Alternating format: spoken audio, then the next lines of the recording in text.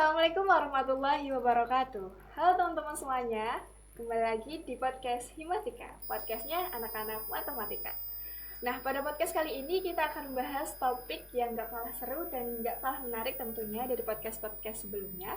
Sebelumnya perkenalkan, nama saya Rahma Fidor sebagai moderator di sini, dan kita juga sudah ditemani oleh narasumber kita juga, yaitu Bu Farida.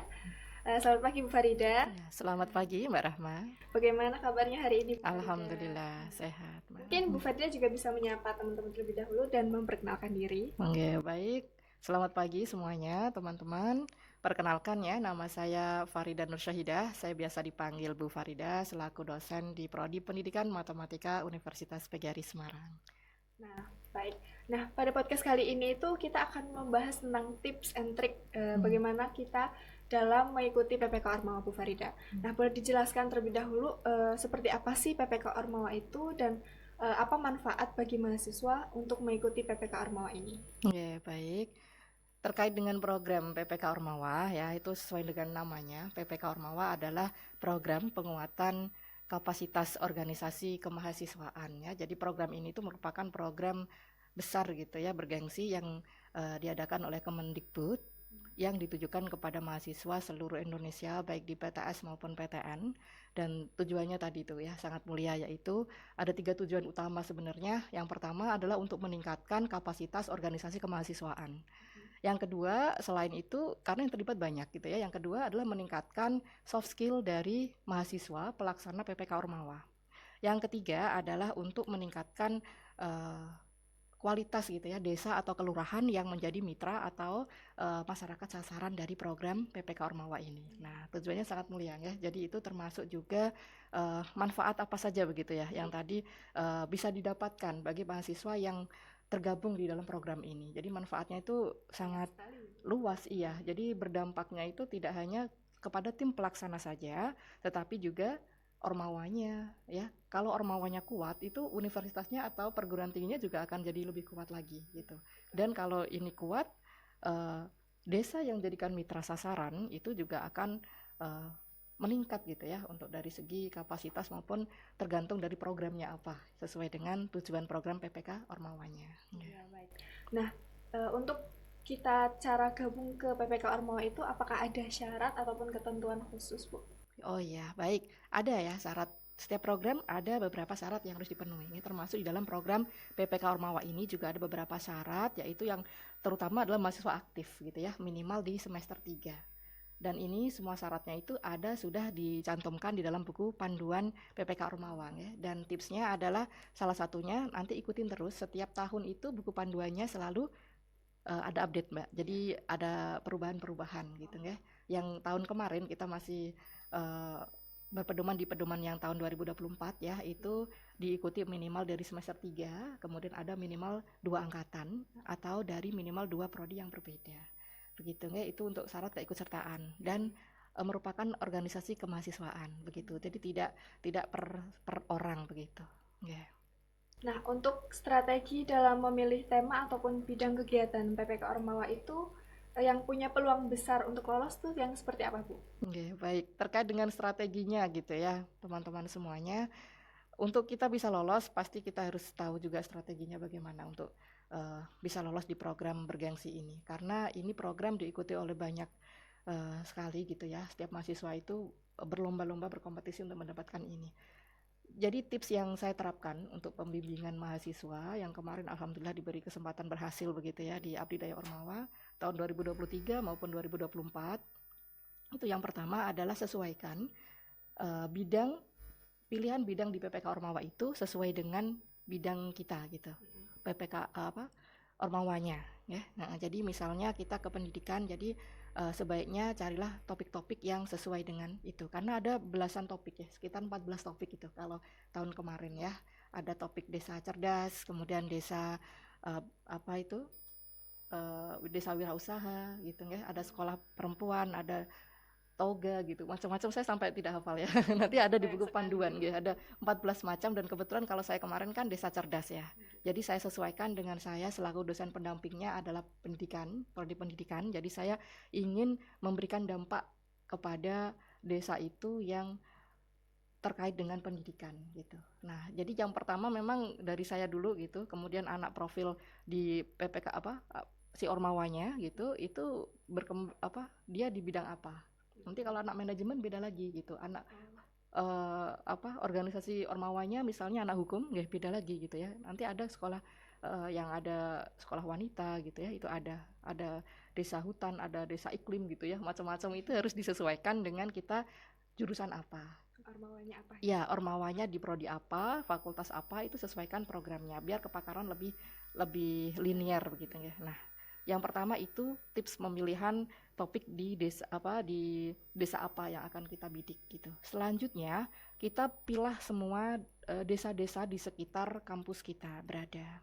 Kita di Ugris, di Semarang, ya berarti yang deket-deket dengan Semarang itu desa apa saja yang punya potensi untuk jadikan desa mitra. Pemilihan ini juga jadi tips Mbak begitu untuk bisa sukses. Yang pertama kalau bisa desa mitranya ini adalah desa binaan dari kita, kampus begitu ya. Syukur-syukur si Ormawanya sudah punya sejarah dengan desa tersebut, misalnya sudah jadi mitra di program, misalnya saya BEM kemarin ya, bimbing BEM-U begitu, BEM Universitas tuh udah punya mitra desa apa gitu. Kita pilih semua desa yang sudah pernah menjadi mitra dari BEM-U tadi. Nah, kalau sudah kita petakan satu persatu.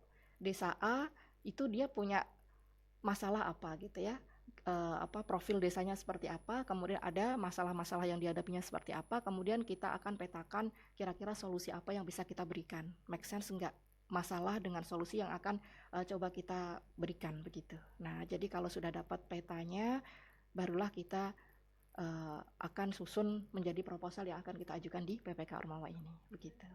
Baik, tadi kan strategi buat memilih desanya gitu, buat mitranya. Sekarang itu strategi biar bisa menghindari kesalahan-kesalahan kecil dari kita dalam menyusun proposal itu. Iya, baik. Jadi setelah ya tahapannya panjang ya. Tadi setelah menentukan topiknya apa, kemudian desanya apa, mitranya, kemudian yang ketiga adalah kita susun kan proposalnya begitu.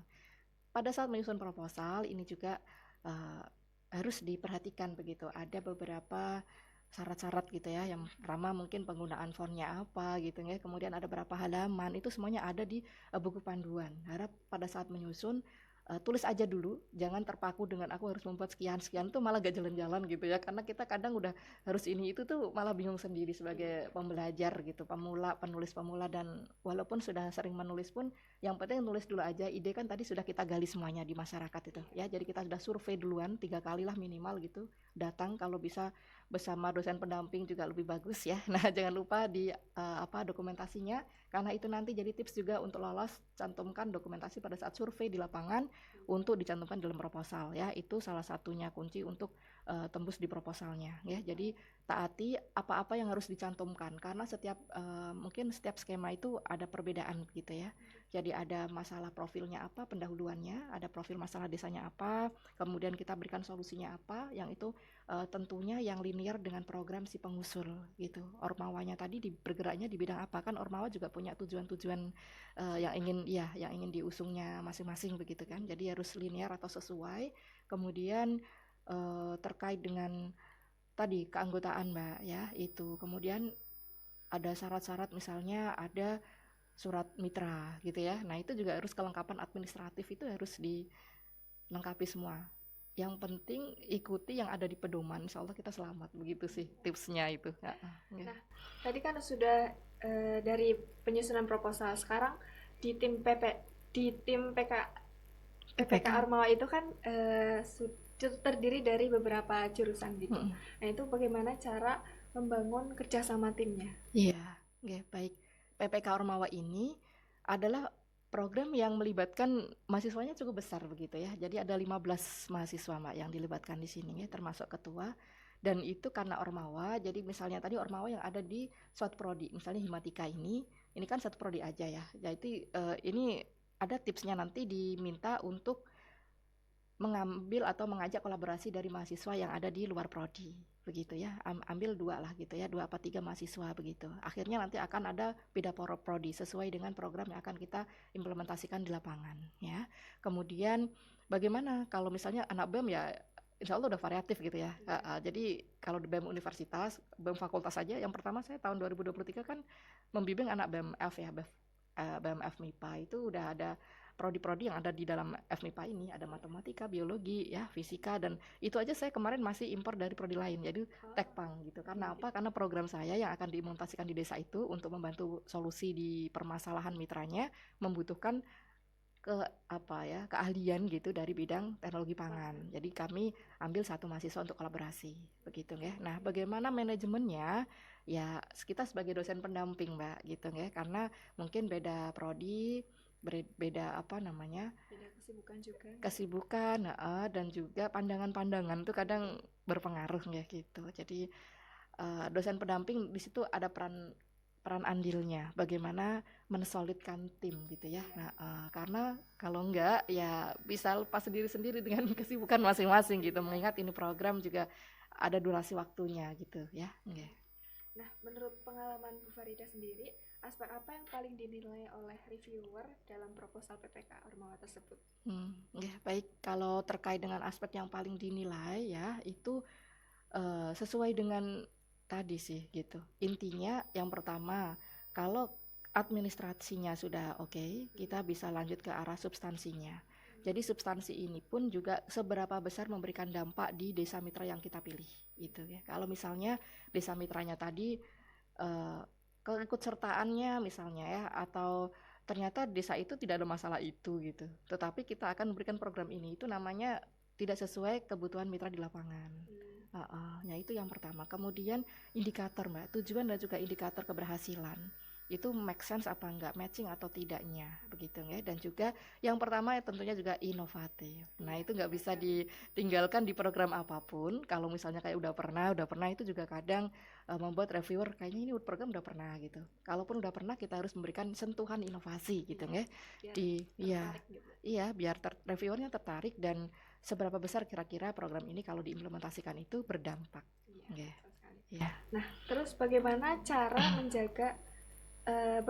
mengantisipasi kendala di lapangan saat program sudah berjalan, Bu? Ya, misal ini udah lolos ya, begitu ya. Ya, baik, karena ya pasti kendala itu pasti ada, begitu ya. Bagaimana mengatasinya? Itu yang saya lakukan ya kemarin, ya terkait dengan lokasi desanya misalnya ya, yang mungkin jauh gitu ya, dan masyarakatnya yang barangkali tersebar di mana-mana gitu. Kemarin kebetulan saya itu mengurus di desa yang semua kelurahan tuh dilibatkan gitu ibaratnya. Semua RT, RW itu banyak sekali, ada 9 pojok literasi kemarin tuh, Masya Allah sekali. Dan iya banyak sekali, dan itu tantangan pertama itu kan mengumpulkan warga di satu tempat. Itu ternyata tidak bisa begitu ya, mengingat itu rumahnya sangat jauh-jauh, Mbak, gitu. Dan medannya itu terjal, berliku dan macam-macam lah gitu, masih berbatuan. Jadi kita nggak bisa kalau mengadakan program itu misalnya dijadikan satu di suatu balai desa misalnya ya. Jadi ya kita kita cari solusinya, berarti kita akan membuka di setiap dusun-dusun tadi itu untuk pojok-pojok literasinya, kita lah yang hadir ke sana gitu, one by one. Itu misalnya salah satu kendala-kendala yang di lapangan gitu ya. Kemudian yang kedua yaitu misalnya nanti ada program lain gitu, karena ini anak BEM tuh sibuk sekali ya gitu. Nah, jadi peran dosen pendamping itu harus selalu kayak kita pegang terus gitu. Jadi terus terang kemarin saya harus pegang terus gitu, anak-anak saya itu saya wajibkan untuk seminggu itu bimbingan dengan saya, ketemu saya itu 2 kali begitu istilahnya. Progresnya apa yang akan kita lakukan di desa di minggu ini dan seterusnya gitu-gitu. Kita komunikasi terus gitu ya, baik nanti melalui Zoom kalau misalnya mereka punya kesibukan gitu ya, atau bisa ketemu secara luring begitu ya. Dan peran aktif dosen juga ini sangat signifikan, Mbak, memberikan motivasi banget terhadap mahasiswa yang pelaksana di lapangan gitu ya. Ya alhamdulillah kemarin saya selalu gitu ya untuk bisa mendampingi Sabtu Minggu gitu, di luar jam aktifnya mereka begitu ya. Dan selain itu kalau dosennya juga ikut partisipasi aktif di lapangan, masyarakat desa itu juga akan respect dengan mahasiswa bimbingan kita begitu. Iya, karena wah dosennya aja ikut hadir, saya sampai jam 11 malam ya, jam 12 malam kumpulan dengan warga itu, akhirnya warga-warga akan respect kepada mahasiswa saya pada saat implementasi di sana gitu. Dan ini insya Allah turut mendukung keberhasilan program. Dan alhamdulillah banget Mbak, yang desa sasarannya itu anak BEM-U-nya itu tidak salah pilih gitu. Iya. Desa Kedung Boto tuh kemarin Masya Allah gitu, dia apa keikutsertaannya itu sangat besar Mbak gitu. Jadi banyak banget yang berpartisipasi yang pengen gitu ya di setiap Iya. pojok literasi itu alhamdulillah memenuhi kuota semua dan bahkan sampai boleh ya ngajak ini oh enggak monggo silakan gitu, partisipasinya luar biasa, nggak usah kita oyak-oyak gitu. Bahkan pas mau selesai itu Bu ini kita pertemuan yang terakhir nggak insya Allah karena ini udah batas selesai, besok mau ada laporan dan lain-lain. Loh ini udah selesai gitu ya, Nggak maksudnya terasa gitu. iya nggak tahu dan kayak pengen ada lagi gitu Mhm. Mbak, itu Masya Allah gitu. Kitanya juga sebagai si apa ini yang pelaksana programnya juga alhamdulillah semoga Bermanfaat. iya punya manfaat dan bisa sedikit lah menyumbang apa yang bisa diberikan kepada desa itu untuk menjadi lebih baik begitu. Enggak. Kategori Bu Farida kan kemarin sudah pernah memenangkan PPK Ormawa ini. Iya, Di alhamdulillah. kategori apa ya Bu? Enggak, baik. Mungkin Terkait bisa diulik juga. iya, kategorinya itu banyak ya teman-teman. Jadi ini adalah program yang memberikan apresiasi kepada semua pelaksananya, yaitu dari mahasiswanya, masuk pelaksana itu ada kategori-kategorinya banyak banget gitu ya. Kemudian dari dosen pendampingnya itu juga dibuat kategori-kategori penghargaan. Kemudian dari desa mitranya itu juga ada kategori penghargaan. Ormawanya, nah kan itu BEM-U gitu ya, ormawanya itu BEM-U. Kalau nanti ini ormawanya Himatika gitu. Iya. Jadi itu ada kategori juga gitu, ormawa ter apa gitu ya. Teraktif, terkreatif, memberikan apa namanya? Misalnya bantuan paling banyak gitu, keterlibatannya paling banyak gitu. Kemudian dari segi ada 5 itu dapat semua Mbak. PT-nya. Nah, PT-nya juga dapat kategori gitu. Alhamdulillah kita kemarin alhamdulillah tahun 2024 tuh dapat 2 kategori ya. Kategori PT dan kategori dosen pendamping. Kalau yang saya itu pendamping urutan keempat gitu ya dengan kategori keberlanjutan terkuat. Jadi alhamdulillah banget keberlanjutan terkuat ini adalah dilihat dari seberapa punya potensi gitu ya desa ini setelah program saya selesai, program kami selesai itu desa itu bisa berlanjut. Dan ini dinilai pada saat semuanya gitu ya, pada saat pelaksanaan programnya itu antusiasme warga seperti apa. Kalau antusias banget berarti wah ini ciri-ciri ini ya, warga tertarik dan pengen untuk melanjutkan terus gitu. Yang kedua pada saat Monef Mbak gitu. Jadi ada Monef reviewer tuh datang. Kalau nanti kita masuk nominasi Abdi Daya Ormawa, itu kami diminta presentasi wawancara, kemudian ada didatangi langsung di lapangan gitu Monef ya, visitasi, kemudian para warga kepala desanya setiap pojok literasi itu diwawancara oleh reviewernya, dipastikan apakah benar ini yang diomongin si anak-anak pelaksana ini, masa pelaksananya, dosennya dan warganya. Nah ternyata warganya itu alhamdulillah antusias banget gitu ya, misalnya wirausaha gitu kemarin tuh setelah ini apa yang Ibu lakukan misalnya. Nah jadi setelah ini Bu mau berjualan ini program yang sudah kami ajarkan itu akan mereka lanjutkan. Terus nanti ada program apa lagi akan mereka teruskan lagi, akan ada semacam apa namanya itu paguyuban lah apalah gitu ya. Nah itu jadi insya Allah ini program selesai desa ini bisa melanjutkan Mbak. Nah itu kategori keberlanjutan gitu ya. Iya. Mungkin ini pertanyaan terakhir ya Bu. Ya. Nah bagaimana tips biar proposal PPK Ormawa itu dapat lolos pendanaan bahkan mungkin bisa menang seperti Bu Farida tadi. Oke, baik untuk tipsnya teman-teman semuanya. Yang pertama ya kalau dari saya sendiri ya itu pertama harus luruskan niat begitu ya, itu tips pribadi harus motivasinya intrinsiknya harus kuat gitu ya, harus solid pengen mencicipi gitu ya, pengen mendapatkan kesempatan pengalaman seperti yang sudah-sudah gitu BEM-U misalnya bisa Abdi Daya Ormawa ke Bali tahun kemarin. Kalau sudah lurus niatnya harus mensolidkan frekuensi satu Ormawa karena kita kan nggak sendirian Mbak, ini kan tim gitu ya. Kemudian yang kedua pada saat menyusun proposal itu harus baca buku pedomannya gitu, dan itu nggak bisa kita buat-buat sendiri, pedoman terbaru gitu ya. Nanti ini sudah ada launching di PPK Ormawa tahun 2025, kalau ada panduannya langsung diamati aja gitu. Itu yang dipatuhi dalam menyusun proposal PPK Ormawa di tahun ini ya. Kemudian yang ketiga pada saat sudah lolos ya itu juga kerjakan programnya dengan sepenuh hati. Nah jadi kalau saya kemarin membuat jargonnya itu sekali mengabdi selamanya memberi arti. Nah ya jadi iya itu penyemangat begitu ya. Jadi kalau ada mahasiswa itu pada saat capek harus malam gitu ya, berkeliaran di desa-desa misalnya ya. Jargon dulu gitu. Ya jargon dulu biar semangat. Nah, misalnya begitu. Karena ini nanti pengabdian. Jadi selain kita niatnya untuk amal gitu ya, insya Allah ada pahalanya tersendiri gitu. Berat-beratnya itu niatkan ibadah misalnya, membantu sosok-sosok di sana anak-anak kecil yang mungkin belum bisa baca dan lain-lain. Tergantung programnya ya nanti. Kemudian kalau sudah bimbingan ya, ini penting sekali.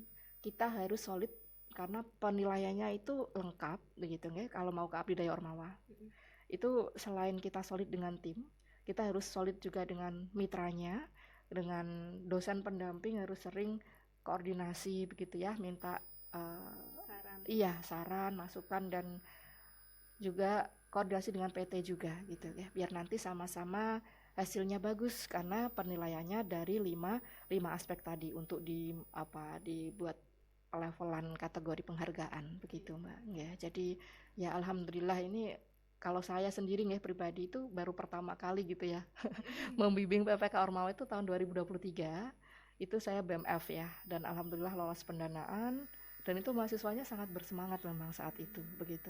Bahkan sebelum lolos aja itu udah mau bimbingan begitu. Jadi proposal udah dibuat ya gitu. Masih di tahap menunggu hasil seleksi proposalnya gimana gitu. Mereka udah menyiapkan semuanya gitu, buku-bukunya, modul-modul yang akan diajarkan kepada warganya itu udah disiapkan dan bahkan malah mau bimbingan. Doh, emang udah pengumuman? Belum Bu, loh kok udah bimbingan? Iya Bu, untuk antisipasi kalau mepet katanya. Oh ya, jadi alhamdulillah itu tipe tim yang memang pengen menang gitu ya. Jadi yang pertama miliki rasa yang seperti itu gitu ya. Kemudian untuk tahun 2024-nya alhamdulillah bimbing lagi di BEM-U begitu, BEM Universitas, dan diberi kesempatan lolos bisa ke Abdi Daya Ormawa dan mendapatkan penghargaan gitu. Jadi untuk adik-adik semuanya yang nanti ingin menyusun ya proposal PPK Ormawa, tetap semangat karena harapan tuh selalu ada bagi semua yang berusaha. Iya, betul sekali. Nah, mungkin pembahasan kita kali ini cukup sampai di sini nih Bu. Nah, bagi teman-teman yang mungkin masih takut ataupun masih ragu untuk gabung di tim PPK Ormawa, setelah menonton podcast kali ini mungkin bisa lebih tertarik ataupun sudah tidak ragu lagi nih untuk gabung di tim PPK Ormawa. Nah, terima kasih nih Bu untuk ketersediaan Bu Farida dalam podcast kali ini. Saya Rama Fido. Mohon maaf apabila ada kekurangan ataupun yang kurang berkenan. Pamit undur diri. Wassalamualaikum warahmatullahi wabarakatuh. Sampai jumpa di podcast selanjutnya.